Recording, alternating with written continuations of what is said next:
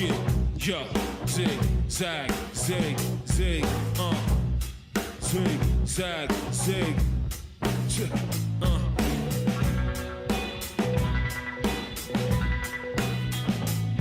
Oh man, this is very scary. This is a Bobby, not the ordinary.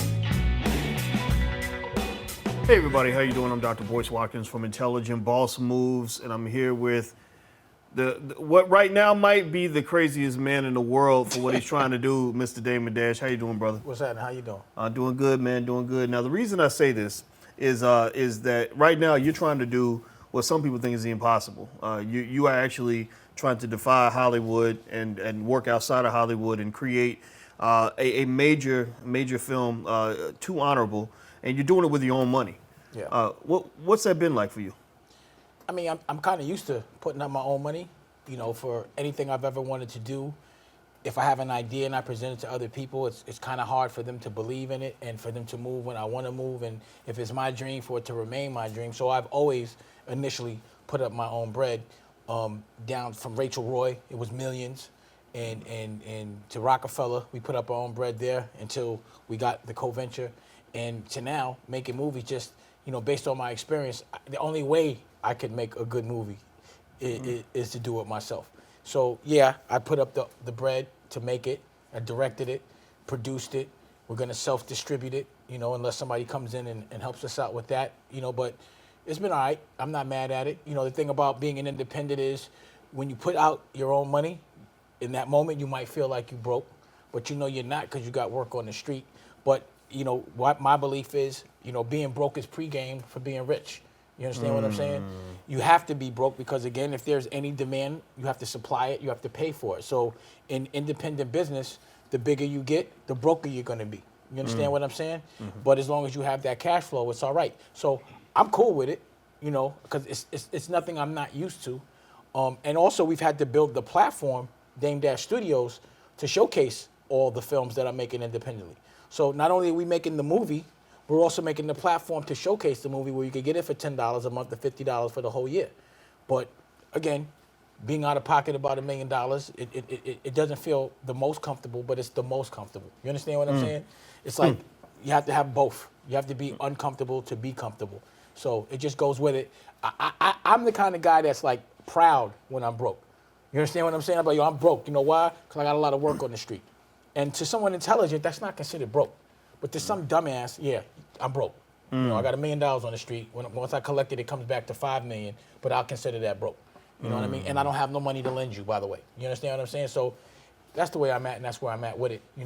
Wow. Well, so we know that being a boss sort of has that double-edged aspect to it, right? I mean, you got the time when you're up, the time when you bet it all and it doesn't work out. Right. How do you come back from that when something you do doesn't work out the way you want it to? Well, that's about timing to me. If it doesn't work out the way I want it to now, then it means come back and work it out until it's where I want it to be. So I never consider anything a loss. It's always a learning experience. It's only a loss when it breaks you to the extent that you quit. But usually when it looks like a loss, it's the opportunity to make it a way bigger win. Just because it's not the way you want to do it and it doesn't happen when you want it to happen, it doesn't make it wrong. You understand what I'm saying? Basically, it means that you just were maybe wrong about your calculation of when you were going to get your money back or how you were going to get your money back. Part of winning is losing. You understand what I'm saying? You got to do it wrong to do it right. How else are you going to know unless you just step in shit? And that barely ever happens. So when you're doing something for the first time, it's rare you're ever going to do it right. It's rare. It's not going to be it's not going to be costly, but it's also rare that I would ever quit and take it as a loss. So I don't do losses. I just keep working until I win. So if I'm in a fight and I get punched, it doesn't mean I lost. Or if I get knocked out, I'm getting back up and I'm swinging harder. But as long as I can get up, I'm going to keep fighting. Well, you're iconic for your generation. I think that people observe your attitude. It's just sort of this. You talk about lifestyle, and I think that's part of it, but it's also spirit. You have a certain kind of spirit that people identify with, to the point where if you were gone tomorrow, people will probably be talking about you 20 years from now. Another person who had a similar type of spirit was actually Tupac Shakur. Yeah. Now, I'm curious. I never asked you this. Did you ever run across or cross paths with Pac? I mean, I was in the game when hip-hop, I was talking to Jay Gunner about this, was a whole completely different monster of competitiveness. There was Nas, there was Biggie, there was Pac, it was, all these different artists that went to Wu-Tang at one time being competitive. So I was there a lot for, I was there when Biggie and Pac were in the club in L.A. and J.O. Felony was performing. Like, I was there for that. As far as him and I having any personal business together, not really.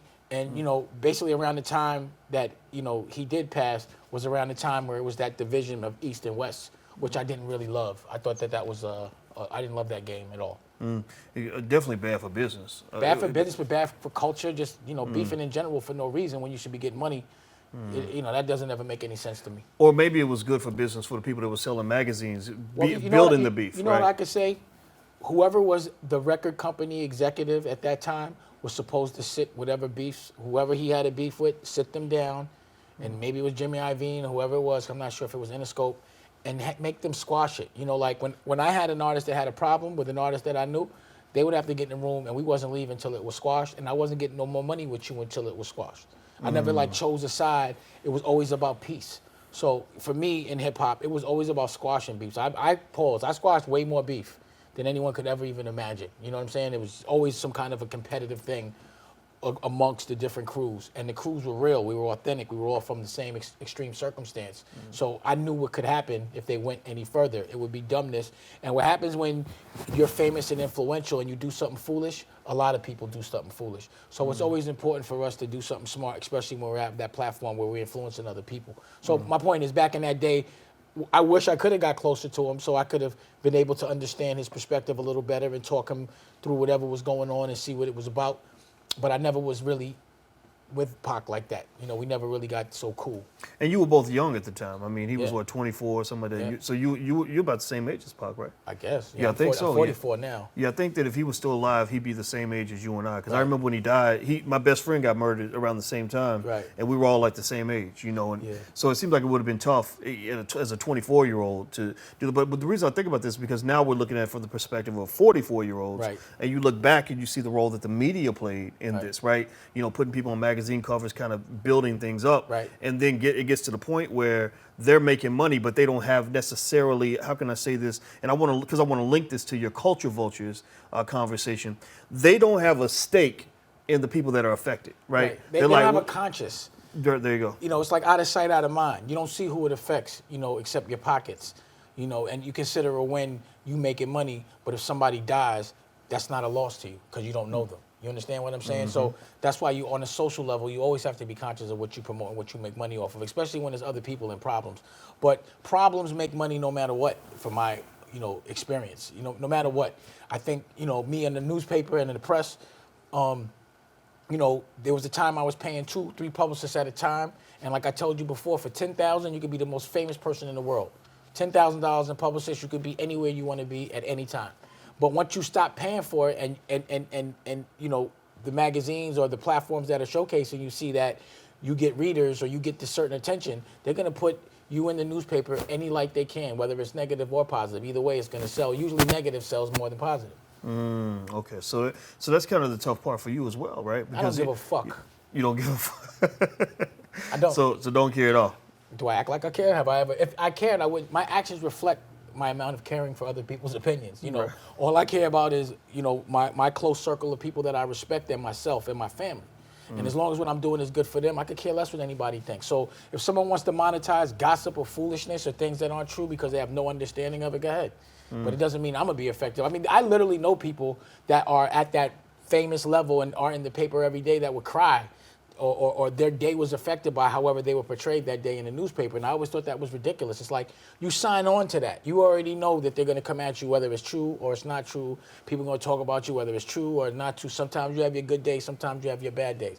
At the end of the day, do your kids, can they afford a nanny? Can they afford to go to private school? Can they afford to go on vacation? And are you spending the right amount of time with them? That's your wealth. Other than that, everything else is irrelevant. So if you were to pick out some things that you think, just maybe one thing that the public thinks about Dame Dash that is not true, that's not consistent with reality, what area would you say that you most misunderstood? I don't know, because I don't really know what people think about me. You know what I'm saying? Because I hear a lot of people call me an asshole, but I'm still here. Everybody's, you know what I'm saying? It's like, usually you want the asshole out of here. You stop talking about him. You know what I'm saying? So I'm not going to say I'm not an asshole because I am. I am to people that deserve it. You know, if you're not the right kind of person and you're not doing things correct, I want you to hate me because I'm going to fucking make you suffer. Verbally, mentally, not physically, but within the law and within respect, I'm going to make you feel exactly what you are. I will be that asshole if you're not doing right by, you know, culture or just playing the game correct. I'm not going to be the nicest guy. You understand what I'm saying? But what I do see that people don't mention the most is that I'm a full-time dad. You understand that, you know, I took care of my son, Boogie, since he was 8 as a single father. No one talks about the fight that I have to be a dad, which is the most important wealth of them all. That's where you have to be rich. You can have as much money in the bank. You can have as many companies. You could be having cars, girls, and all that. If you got kids and your kids aren't happy and you're not taking care of them, you're broke and you're a hurt. You understand? So I don't understand why they never talk about that. This kid, me, went through a trial to get my child, Bugs, just so that I could be that dad for him and make sure that he gets a well-rounded childhood and become a great adult and prepare him to be a man. I did that on my own. I went to court. While I was in court, your man Charlemagne and your man and Wendy Williams, they shitted on me the whole time. They bombed on me the whole time. Every time there was something said about me in court, regardless of whether it was ridiculous or not, they were the main ones talking about it all the time. But despite the fact that I got custody of him, that never got reported. The fact that I've been a parent all this time, that never got reported. And that's the part that I don't respect because that's the most important thing of them all. How come they're not talking about the parent that I am and the fight and the struggle that I have always to be a parent? I'm always fighting to raise my children, and that's a fight I'll never stop. So do you think that for black men that are in prominent positions, like yourself, that there is kind of this leaning toward pointing out areas that might be perceived as being irresponsible as opposed to? I think as far as being an independent man that's against the system, they're going to look for anything to make you look irresponsible, and then they're going to focus on the negative and never the positive. But the real positive, like I said, the real wealth, no one's talking about that. You don't hear about a person being a parent, but you definitely hear about somebody being late on a bill. Okay. So what about Too Honorable? What are your predictions for your film? I mean, you know, I think it's going to definitely set the stage for me to make other films because of the quality of it, me as a director, as a filmmaker. See, that's another thing. There's an expectation of me to be good at everything. Like, I'm supposed to have more than one. Like, Rachel Roy makes, not to talk the business, but it's a $50 million company at least on a bad day. And unless I have 5 other companies that are doing that, I'm doing bad. I can't just have one. You know, I have to have 10. You know what I mean? So as a mogul or in hip hop, if you have only one company that's rolling, then you're not doing good, or at least if it's me, especially if you're an independent. I guess if someone gives you a job and you have a great salary and you have one job, one great salary, and you're working for somebody, they give you all the praise in the world. They make a person look like they're wealthier than they are. What people don't understand is, to me, rich is temporary, but wealth is being able to have your children and grandchildren spend the money that you made and also be able to sustain, where generations can eat off the labor or the fruit of your labor. That's wealth to me. So at this point, it's not even about the immediate money or the car or whatever it is or the jury. It's about how good my kids are doing. It's about how good their kids are going to do. It's about the house you live in. It's about the things that you can pass to your children and your children. And that's what wealth is to me, and that's what I'm trying to aggregate. That's what I'm trying to put together. I've been rich. I can make quick money, and I can spend quick money, and I can loan out quick money that I'll never get back, or get robbed for quick money. You understand what I'm saying? Or put a jury on my, on my neck for quick money. But how many people got businesses? How many people got bricks? Meaning, houses and art and things that, other people besides yourself can enjoy. Being wealthy means looking out for other people before you look out for yourself. So as long as my kids go to private school, I'm wealthy. But if I'm rich and I got a car, I can't afford to put my kid in school, I'm broke. It makes no sense. And how much of that goes on? All right. But then they're going to put you in the newspaper and say that you're rolling just because, you have something that aesthetically you can see, but the stuff that really counts, nobody shows. Okay, everybody. So the lesson for today that I think you want to understand is that there's a difference between being rich and being wealthy. And also make sure you understand that that the climb to the top is always tough. When you talk about having freedom, there's a price to be paid for freedom. If you're not willing to pay the price, then you probably won't get it. All right. Can't be afraid to be broke if you want to be rich. Bingo. There you go. Or wealthy. Hey, everybody. I'm Dr. Boyce Watkins from Intelligent Boss Moves, and this is my friend, Mr. Damon Dash. How you doing today, brother? I'm good. How you doing? Doing good, man. Working hard today. Trying to, man. Yeah. Trying to. Brother get a job. But then again, we don't really get jobs. We own jobs. Yeah, we give jobs. So this is my job. I'm giving to myself because we believe in that boss mentality. And I think that that's important in terms of promoting that lifestyle. Now, my question is this. A lot of black entrepreneurs are out there and they really don't know what to do. They don't know how to get off the plantation. They don't know how to achieve their independence. What advice would you give to black entrepreneurs that are looking to find ways to build wealth? Well, I think the misconception about the way I see things is I say you shouldn't have a job. I don't think you should not have a job as a man or an adult. You have to be responsible enough to pay your bills. You got children, you got to make sure they're all right. But while you have a job, you have to put some of that money, some of that expendable income into something you believe in, and you can't be scared not to get your money right back. In order to get off the plantation, like you say, you have to be prepared to bet it all, whatever you got. And I would suggest you do that while you're younger because you don't have as many people or responsibilities at the time. So I think in that 20-year-old range that we were talking about, that's the time to rock star, go balls to the wall, and really 100% invest in what you believe in. You can't be afraid of being broke. As a matter of fact, you got to know at some point it's going to get really dark. And in every business that I've ever done, it's got the darkest before the dawn. The lights are about to go out before I get funded. That's why I look at myself on some Batman shit. You know what I'm saying? Because the darkness means the light's coming. You understand what I'm saying? Like, I'm almost happy for it because if everything's peachy keen, that means you're moving at a steady pace. Just, nothing's happening. There's no demand. There's no evolution. There's no growth.